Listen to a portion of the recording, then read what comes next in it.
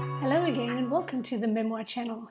My name is Nikki Smart and today I'm going to be speaking with Jamie Bowman about her memoir, Bike Riding in Kabul, The Global Adventures of a Foreign Aid Practitioner. So yeah, Jamie has a lot of stories to tell because for the past 20 years she has worked as a legal consultant in some of the strangest places in the world, like places that sound terrifying to me, definitely very challenging. I really enjoyed reading this book because I've never experienced anything like Jamie was experiencing pretty much on a daily basis. Okay, so Jamie she's a graduate of Berkeley, California. She's a member of the State Bar of California, and Bike Riding in Kabul is her first memoir. So let's go speak to Jamie and find out a little bit more. Hello, Jamie. Welcome to the Memoir channel. Thank you for inviting me. Absolutely. And you're in Washington, D.C., right? I am. In fact, if you hear the helicopters going over, it might be the president going to the White House. That's how close I Oh, am. oh boy. Oh, you must get quite a bit of action then. Well, there's a lot of air traffic now. Remember, there was a accident over at the airport not too long ago in January, and so now all the helicopter traffic goes down Connecticut. Oh, wow. So listen, your book was quite fascinating. And I was saying when I introduced it, I was saying, you're quite an intrepid traveler. I mean, God, you go to these places that sound terrifying. It's the job. You know what? It's Right. the job. And it's fun. It really is fun. And when I wrote the book, one of my biggest goals was trying to convey the fun of that job Yeah. because it really is interesting. I mean, you hear people talk about learning about other cultures, and you're kind of like, yeah, it's great. It was Yeah. really, really fun. So what time span does your book cover? More. It starts in 2002 and it goes to 2010. Okay, so yeah, it's a good chunk of time. It And was about 10 years. and in those 10 years, I mean, you went to several different places. I mean, your assignments are usually what, like 3 to 6 months? No.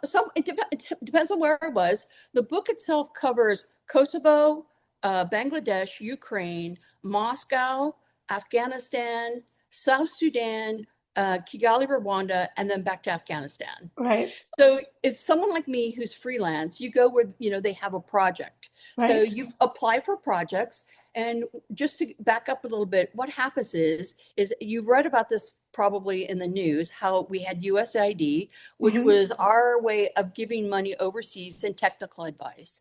Right. Now that was shut down by Donald Trump, and they're moving what little function there is of that over to the State Department.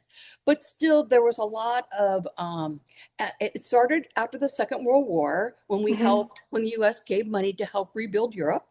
And so it kind of morphed into different things. And now they used to specialize in health, education. I did economic development.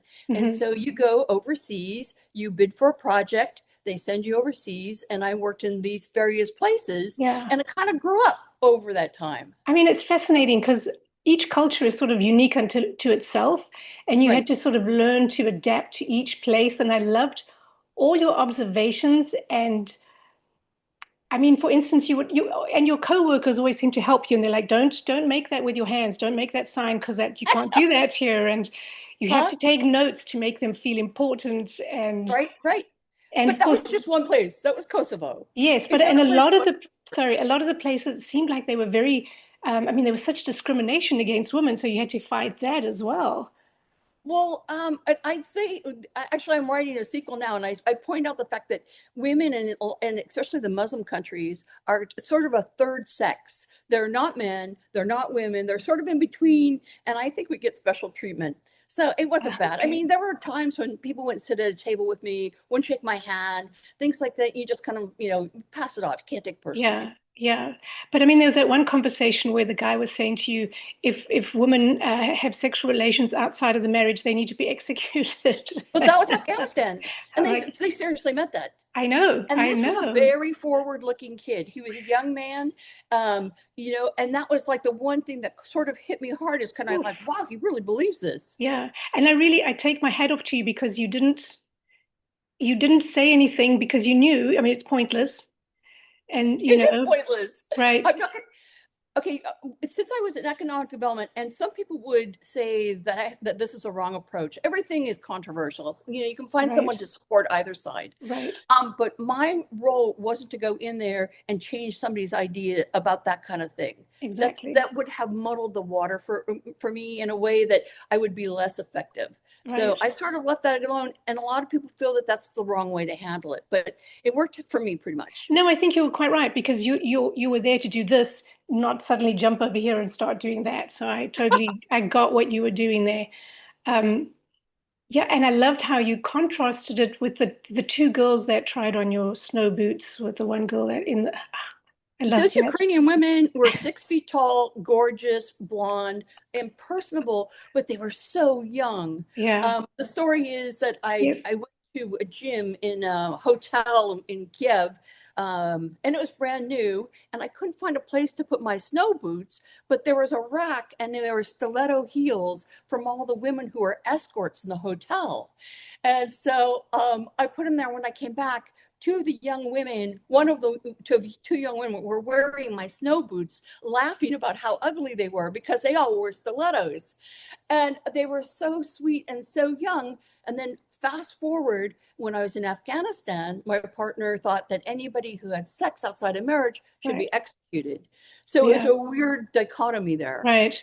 But I mean, I think you've got such a generous spirit in the way you were viewing things. I loved it. I mean, I was lucky in the sense that my first project, which I don't talk a lot about in the book mhm. because it wasn't as exciting and wasn't as motivating, was in Micronesia. And what I took away from the Micronesians is there's a better way to handle personal conflict and personal issues. And so I learned that early on, and I tried to carry it through. Well, I think you managed very well. So, so let me ask you, okay, so out of all these places that you've been, which one to you was kind of the scariest place or the most unsettling, should I say? Well, when I went to South Sudan, I didn't know I'd be living in a tent. And so that was sort of surprising. And I was prepared not to like South Sudan. I was supposed to go there with my boyfriend Roberto, but his project was delayed. And so I was there by myself. But that turned out to be one of my favorite projects, just Ah, because how things unfolded and the work that we did. And we did accomplish something, and the South Sudanese were so looking forward to their new country and, governing mhm, themselves. It didn't work out as well as everybody hoped, but there was a lot of optimism at the time. My biggest issue, the closest I came to being injured, was in Bangladesh, where I was actually, kind of mobbed because I was an American, and that stayed with me a long time. I couldn't tell that story without choking up for a yeah, that while. was scary. I It was really really felt for scary. you. That's, yeah, And I yeah. was so far away. I'd done everything wrong. And the way the book is in several chapters covering each of the countries that I went to during that period. But the interesting part is, and this was complete accident, was each one kind of has a lesson to be learned. Hmm. And when I decided to write the book, I just wanted to do it from the perspective of, I've been doing this for 10 years. If you're a new person going into this, these small lessons might help you along. So Hmm. the first chapter, you learn that you might have a bad boss. Even if you're going overseas thinking to doing something good, you might have a bad boss. And then there's other chapters where you have to take care of your physical health. You have to take Hmm. care of your mental health. Right. You have to deal with difficult people and conflict. And it turned out to, I really liked the book. And then somebody said, but you have to talk about you more. And I'm like, oh, why? I mean, I really thought that the Yeah. stories themselves would carry the book. And they're like, Well, no, no. And well, I got, that was the hard part. yes, but I got to tell you, you made me absolutely fall in love with Roberto as well. I was just like, oh, he's amazing. I love him. And then I started, Everybody does. but then I started getting really irritated with him, just He like you was, were. in fact, the number one question, and I have done several podcasts, Yes, and I talk to classes and stuff like that. The number one question from academics and just regular readers is, where it happened to Roberto? yes. He's That's on my alive. list as well, because I was going to ask that too, of course. Okay, he's alive and well, and he's living in Patagonia. So Okay. in the sequel, you find out how that happened. Okay. But he really helped me. There's a lot of things I wouldn't have done without him, and there's a lot of things I shouldn't have done because of him. Because of him, I know. And that's what was making me so angry with him. I'm like, he's jeopardizing you. I'm like, stop it. Yeah, he had no fear. He had no fear. Yeah, but it's different if you're a woman. It's easy to be fearless as a man in some of these countries. I feel like, yeah, obviously you've got to take a little bit more, precautions. So I I was, feel that way, but he would yes, have it. I mean, he was perfect for that time in my life. He yeah, really helped. good, good. No, he was lovely. And I loved the way he described him and how after you met him, I think you were in Pristina in Mhm. Kosovo, and Kosovo. everything just looked beautiful. Suddenly it was this amazing city. And it really happened that way. I mean, Yeah, he was just a good guy, a good human being. He yeah. had he had good common sense. Well, I'm not gonna say he had common sense, but he had a good sense of people and being treating people well. Yes. No, and I think that was one of the things I loved is how you both went about treating people so well and really being kind and considerate and taking their whole history and their culture and everything into consideration before just reacting, you know. Well, let's not go overboard, Nikki. Let's, we tried. Let's put it Yeah. that way. We did our best, but there were some problems. There's no question. Yes. Yeah. But I mean, there's so many beautiful moments in your book that, and I think it's due to you noticing them that they're there. I mean, some other person may not even have paid attention to these lovely little moments. So, It was interesting when I started writing it. They all came back, usually mhm. for each and every chapter. And I really admire those authors who can pencil out the whole book and know where they're going. I took kind of a circuitous route, Yeah. um, and so by the time when I did get to chapters, there was usually one main story that I Hmm. wanted to tell. And then all of a sudden, as you got that story, you remember who participated in it. It probably takes a lot longer to write that way, but it worked for me well Right. enough that that was the book I wanted to write. So, were you sort of keeping notes the whole way along in those 10 years? I mean, were you writing No, things down? So, this was all no, just from memory. no. It wasn't just for memory. Of course, you can go back and you get emails. Oh, right, right. That was really, really helpful for timing. Like when I went on site, when I left, who I worked for, and of course, Hmm. there's the core of all those chapters are I was working. So they Sure. send me over, either I'm going to draft a law, or I'm going to write a report, or I'm going to evaluate something. I'm going to be put in the ministry. So you kind of have that work situation, and then of course that branches out to the work people Hmm. and going to and from work. So I mean, it kind of all fell together pretty nicely.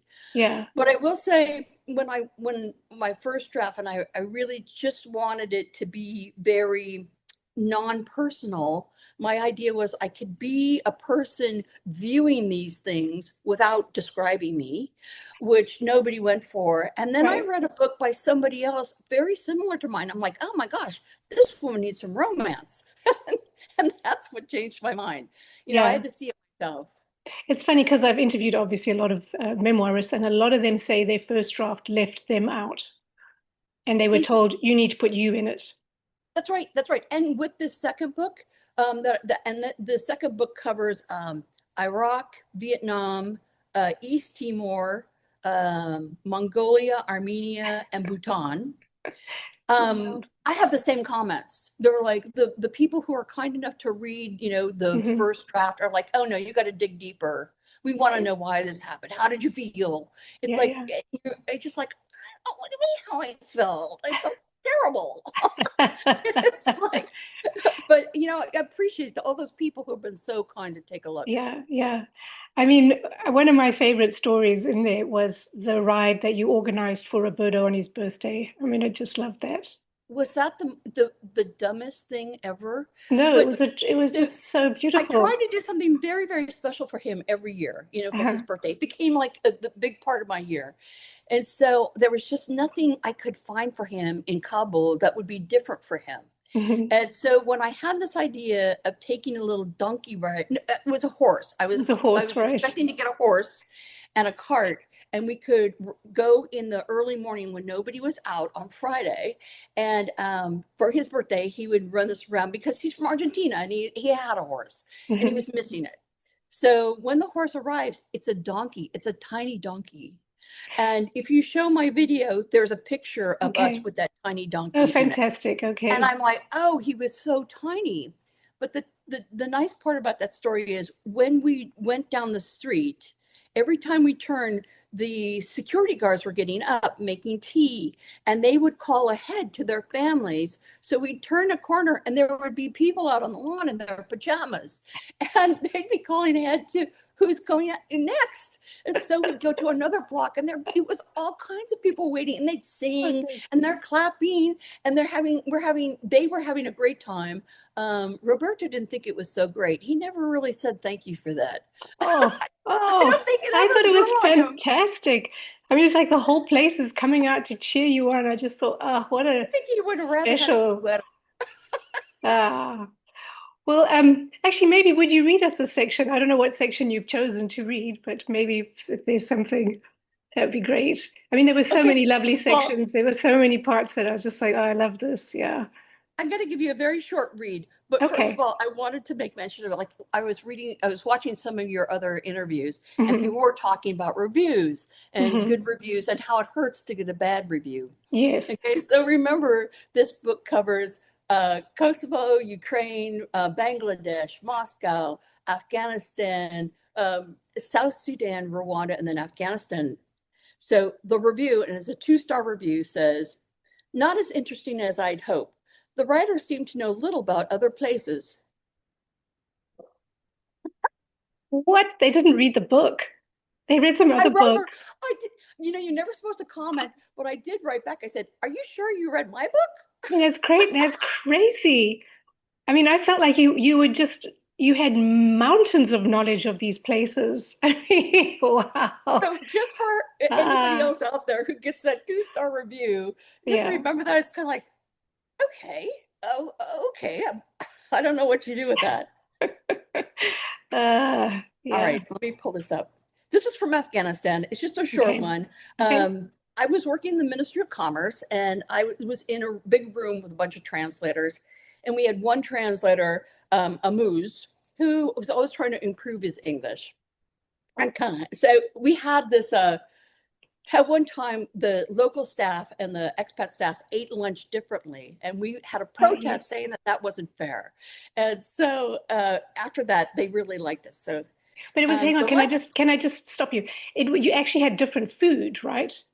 It we had wasn't just different that, food. yes, they didn't get as good as food as you would have got, Okay, right? so That wasn't good English, sorry. the expat went to the house, and Yes. they had like a full tablecloth, a several course meal. Hmm. And then the local staff, they brought in a big tureen of sort of a stew type thing.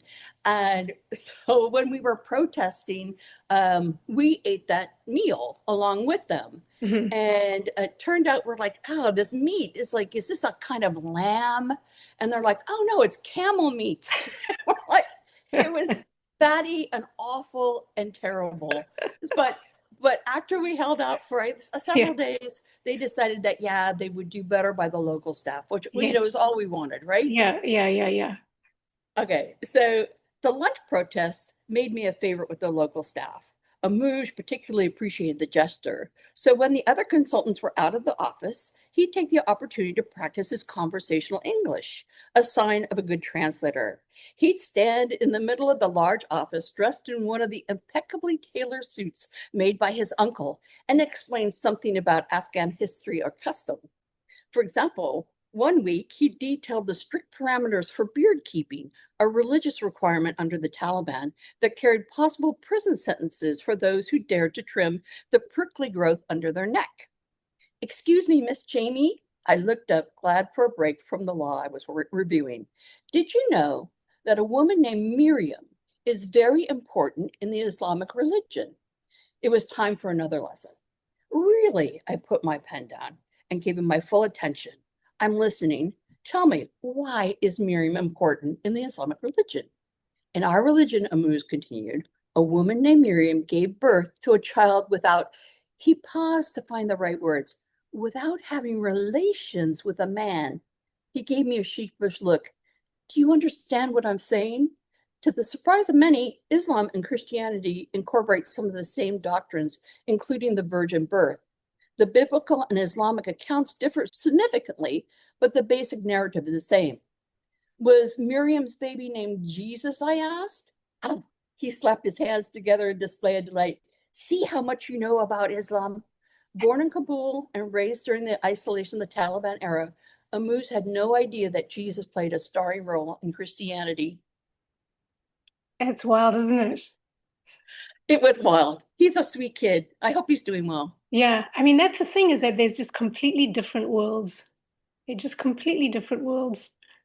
I mean, they talked when, another time he talked about, how they would chop off hands for theft and hang the Oh, hands on God. clotheslines so they would wave. And they just loved to tell those Oh. stories.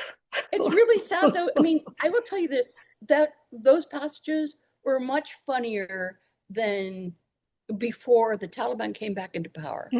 That's right. See, and that's the problem with the book in some ways, is that there wasn't the kind of success that we hoped. And that's really disappointing. Right. I was going to ask you that too, because I know that a lot of the places you felt, I mean, people were sort of talking down about Americans or speaking badly about America, and you were, sometimes it would kind of get you a little bit, get your back up a little bit. And I mean, Roberto kind of, I feel like, fed that fire, fire a bit too. But I mean, he said something, I actually wrote it down here. What did he say? He said something about, We're pretentious, hypocritical. yes, and that only an American would be arrogant enough to think that their country was the only place in the world where people would want to live. And I mean, there was kind of quite a bit of stuff sort of similar to that. But I was wondering now that America's kind of suddenly shifted quite drastically, how are you feeling now about all I mean, is this going to influence your second book, maybe I should say?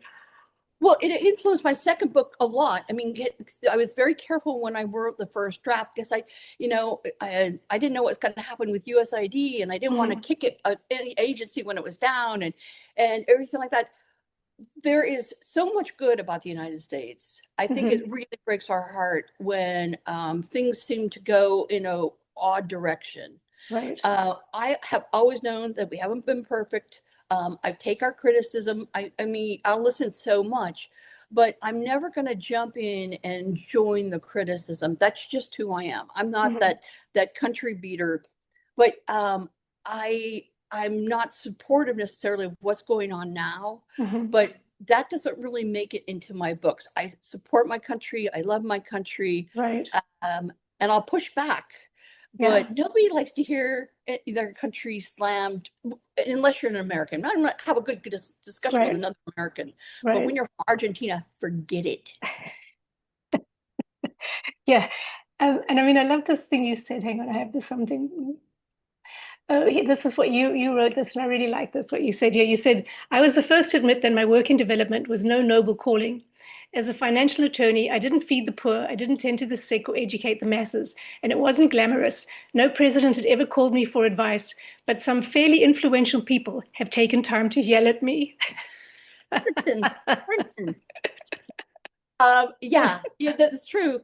That is true. Yeah. I had and that it was also galling to people that I would write this book when I'm kind of a big nobody. In fact, somebody wrote that in one of the reviews. It's like, this is the kind of book that is usually written by someone you've heard of.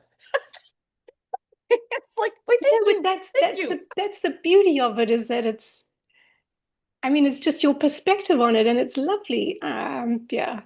And the thing was, it's like I wasn't in the government, so I wasn't hampered by their rules. Hmm. I was out there, in the general population, walking to and from work. The Right. security, except in Afghanistan when I was at the embassy, was one thing, but for the most part, I was free to do what I wanted and saw things differently.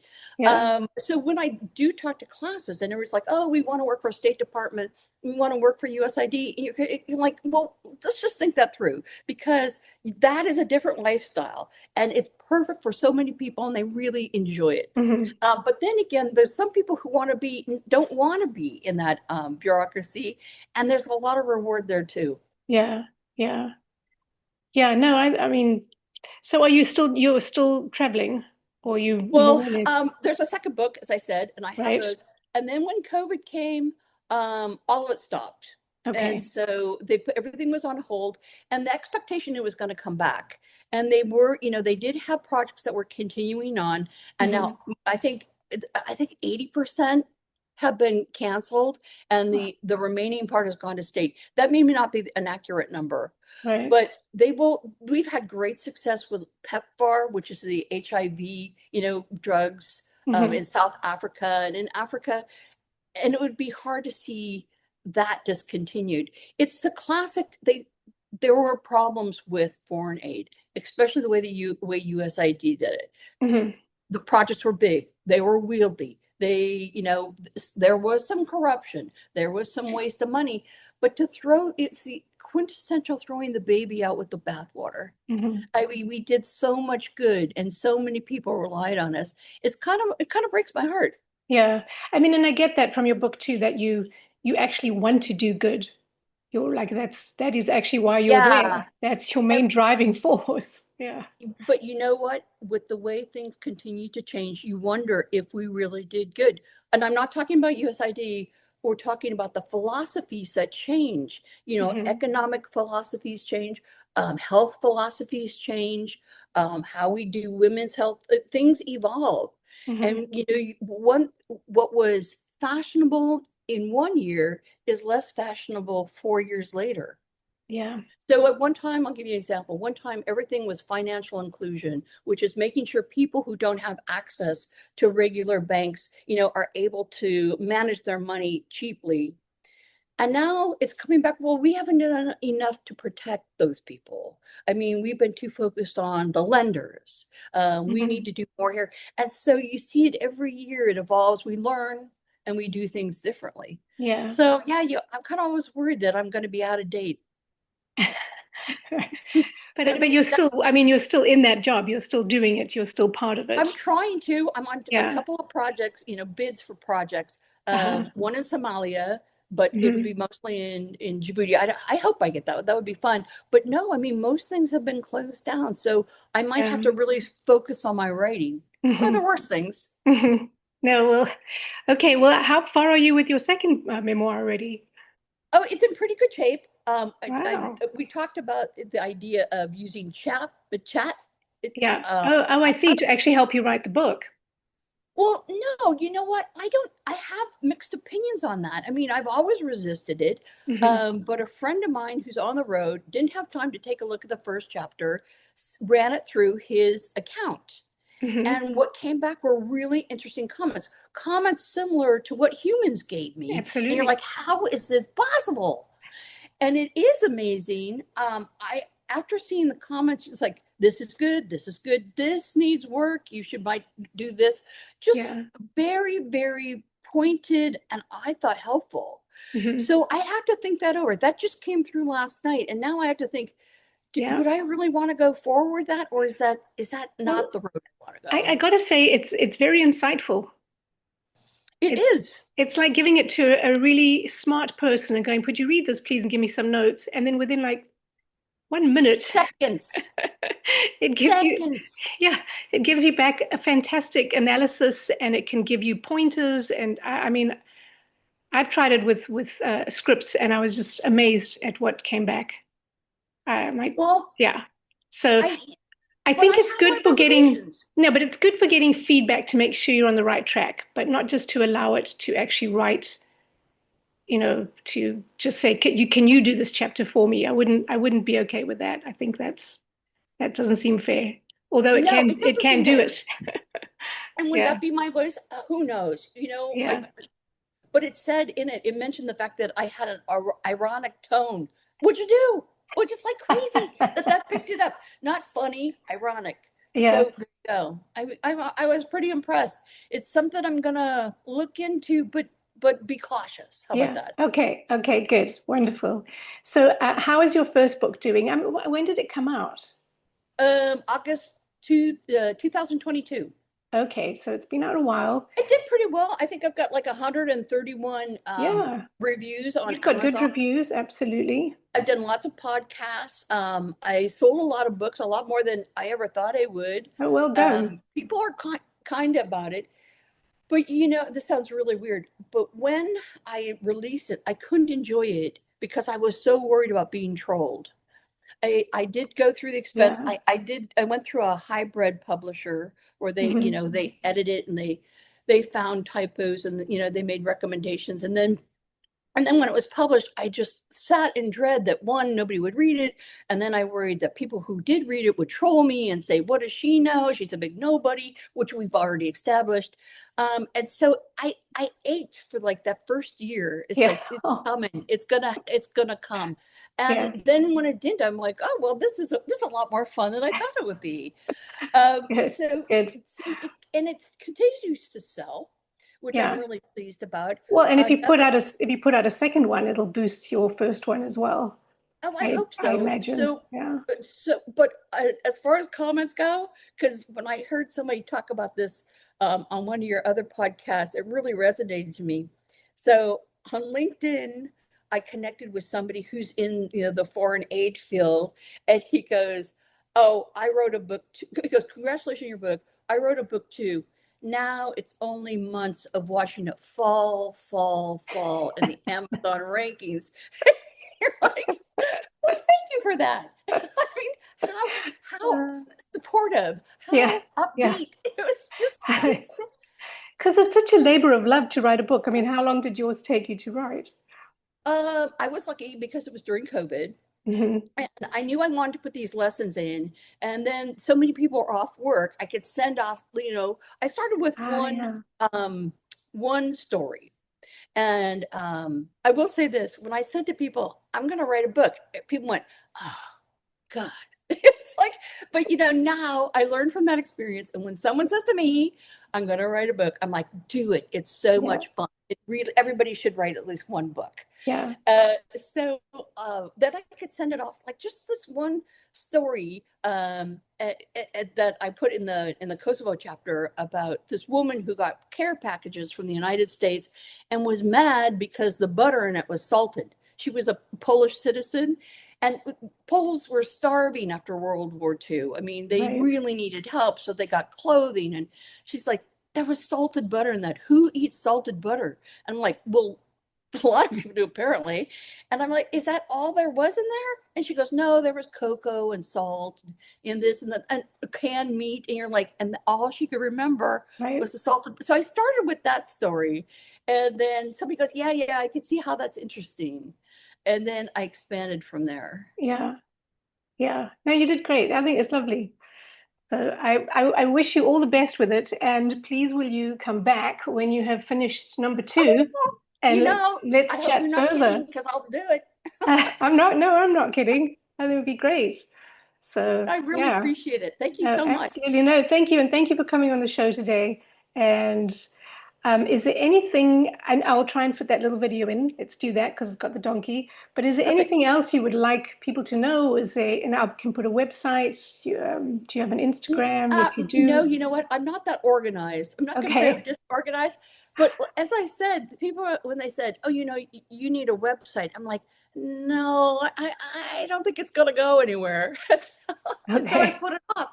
And then, as other people on your podcast have said, writing a book is one thing, and marketing is very, very different. And Yeah. that takes skills, and that is exhausting. It takes skills and to put yourself out there again. Oh my Yeah. God, I had to do it in my book. Now they're making me do it to market it. Yeah. So I spend a lot of time doing that.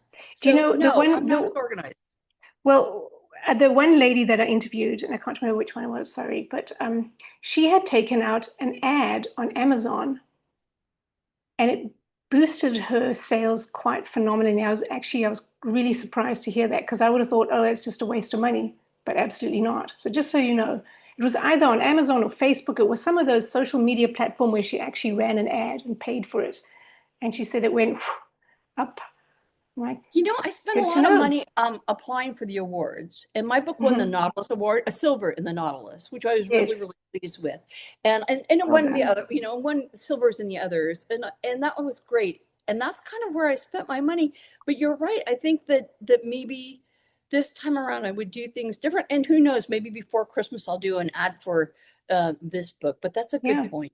yeah, yeah, If you keep at it, it's like, yeah. yeah, if you're willing to I do think that. so. I think so. Well, I wish you the But very best of luck. But you know, it's hard to constantly talk about yourself. I mean, most people, there are people who are born and Oh, live it. yes. No, there's definitely It's a people who little are very good difficult. at it. Anyway, thank you so much. I really No, appreciate this. thank you very much. Take care. All right. All right. Bye-bye.